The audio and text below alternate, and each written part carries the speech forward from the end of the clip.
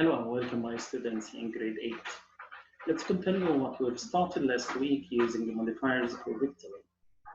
To focus today on placement of modifiers and be able to identify the misplaced modifier and the dangling modifiers and how we can differentiate between them. Firstly, let's start with the double negative.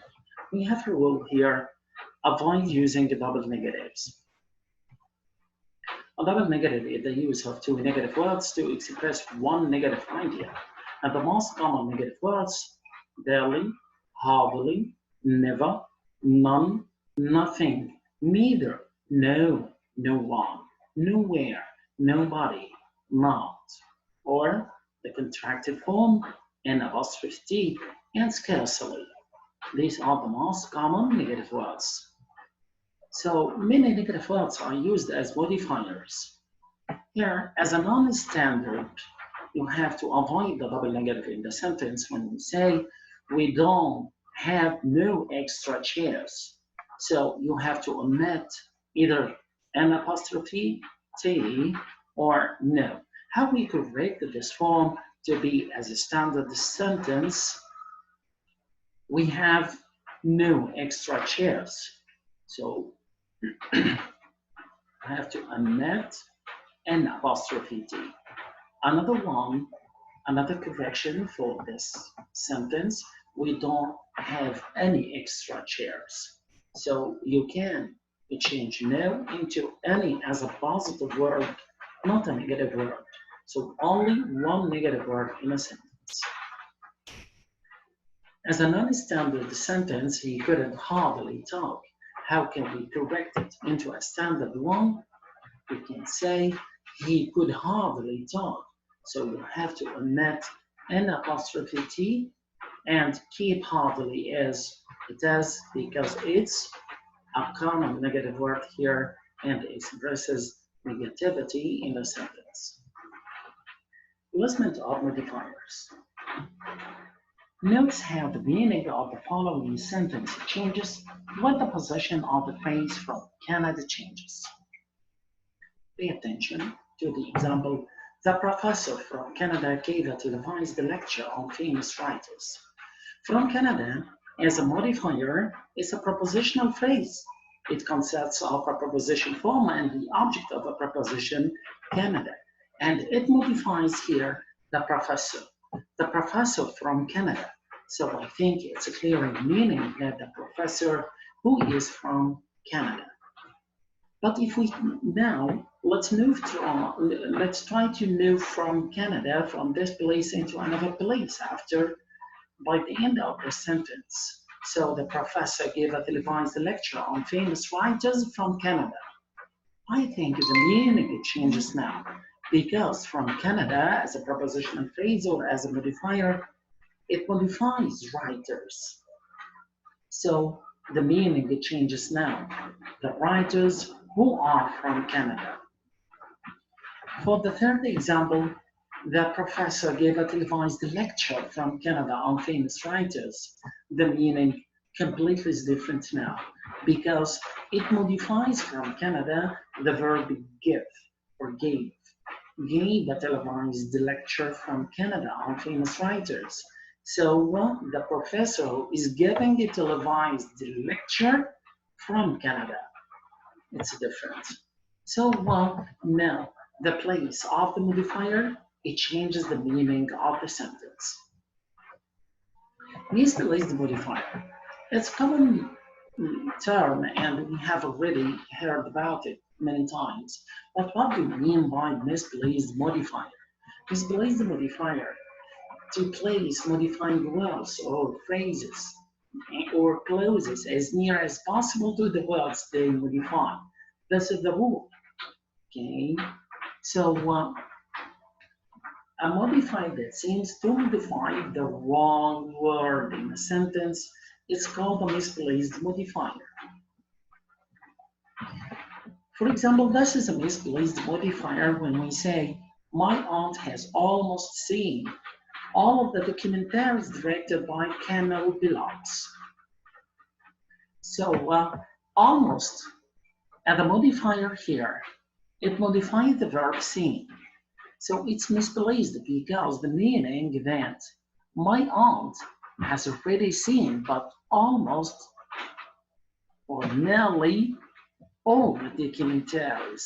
So how can we try to put the modifier in the correct place to correct the misplaced modifier to be in the corrected form?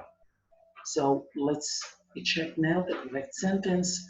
My aunt has seen almost all of the documentaries directed by Camille Billots.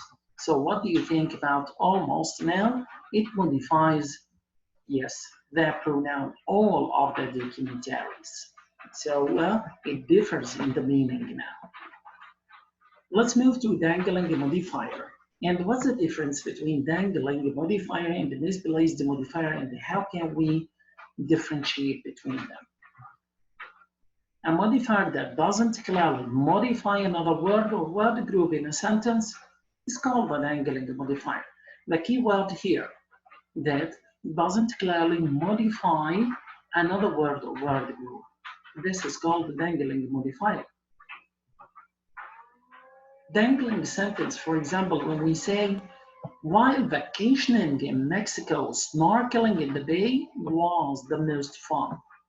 So the question now, who is vacationing in Mexico?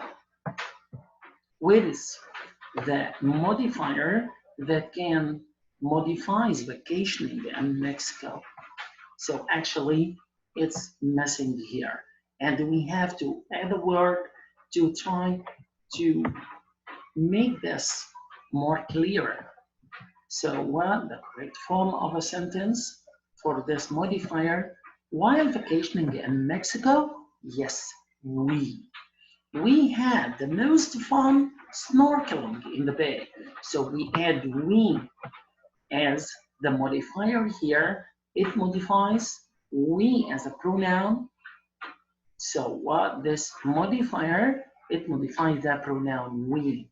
While vacationing in Mexico modifies the pronoun we. For the prepositional phrases and its places, the prepositional phrase used as an adjective, as you know. What do we mean by a prepositional phrase? The preposition in addition to the object of a preposition.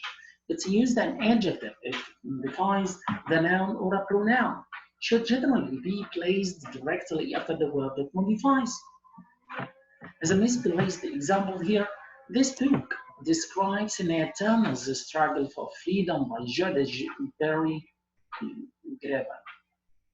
So this book describes Nathan's struggle for freedom by Judge Barry Griffin. So what do you think about by Judge Barry Griffin? It's a prepositional phrase, but what does it modify? Does it modify the nearest word to it? Freedom? Surely it's misplaced because it modifies, yes, modify this book. So the correct form of the sentence, this book by Judith Barry Griffin describes Nathan's struggle for freedom. A prepositional phrase used as an adverb.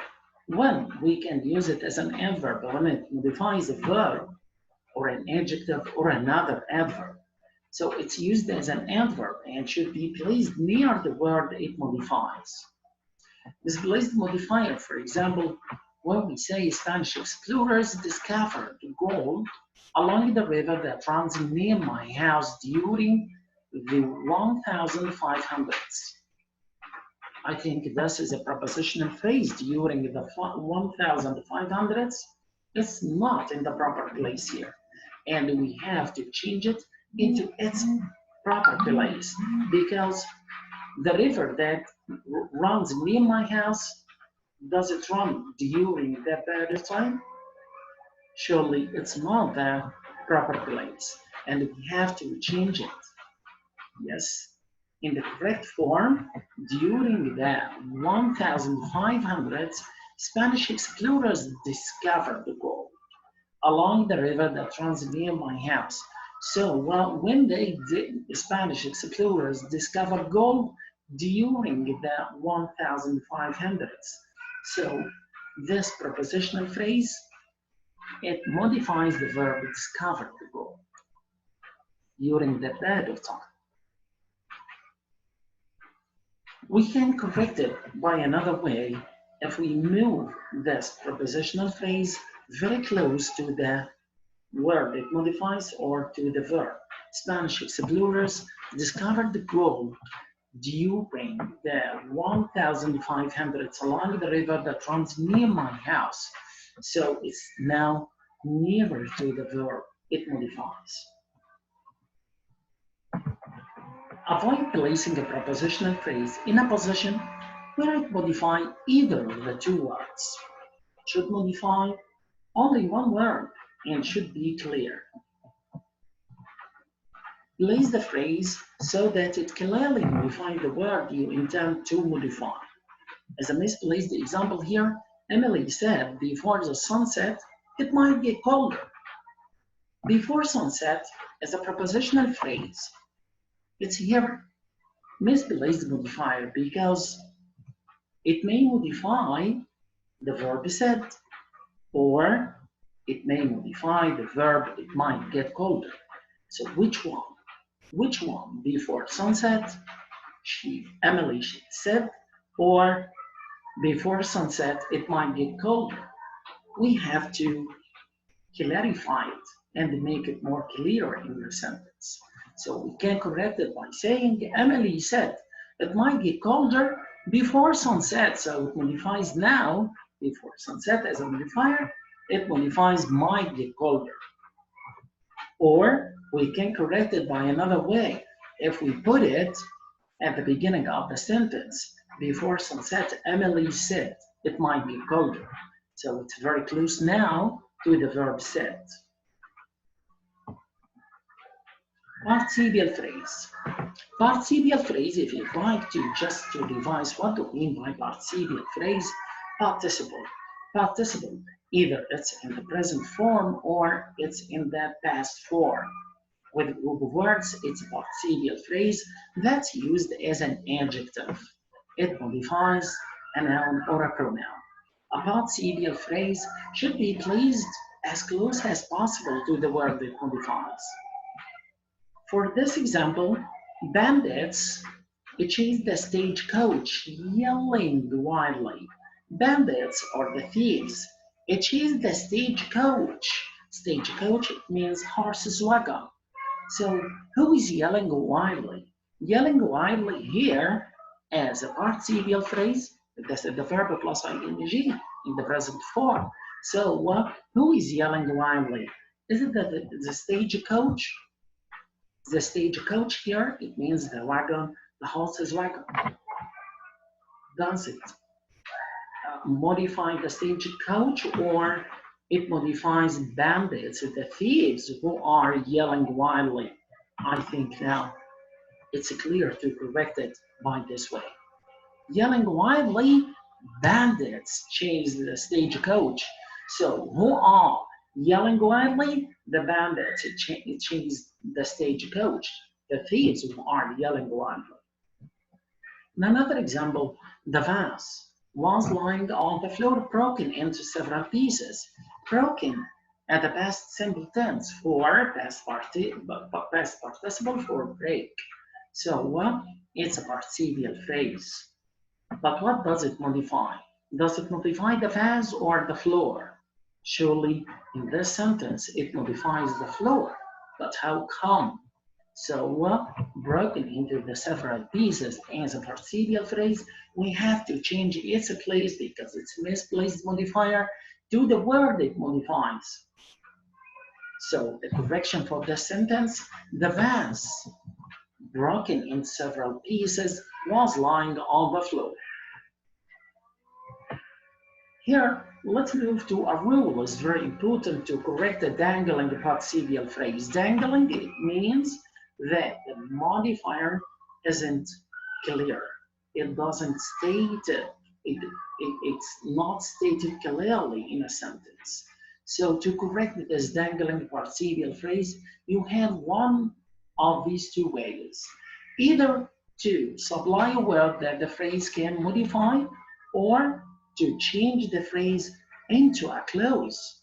To change the phrase without a subject and the verb into a clause that includes a subject and the verb. For example, jogging down the sidewalk, my ankle was sprained. Who is jogging down the sidewalk? Does it my ankle modify this modifier? My ankle? Surely it's not right, because the ankle as a part of our foot or as a part of our leg, it's not jogging down, but we have to correct it. Actually, we have to correct it now if we sublime a word. That's right, to add a word to modify jogging down the sidewalk. So while jogging down the sidewalk, it modifies I. I sprained my ankle. That's right. Another dangling example, dressed in warm clothing, the cold was no problem. But who dressed in warm clothing? Is it the cold? Surely no. So we have to correct this dangling sentence into the correct one. If we say, since we were dressed in warm clothing, the cold was no problem. What happened here? We changed this phrase, participial phrase, into a subordinate clause when we add since we were. We add the subject and the verb, and since to be subordinate clause because it's clear that we were dressed in warm clothing. So the cold was no problem. That's for all today. Study hard, enjoy learning. Till we meet again, I wish you happy time. Thank you.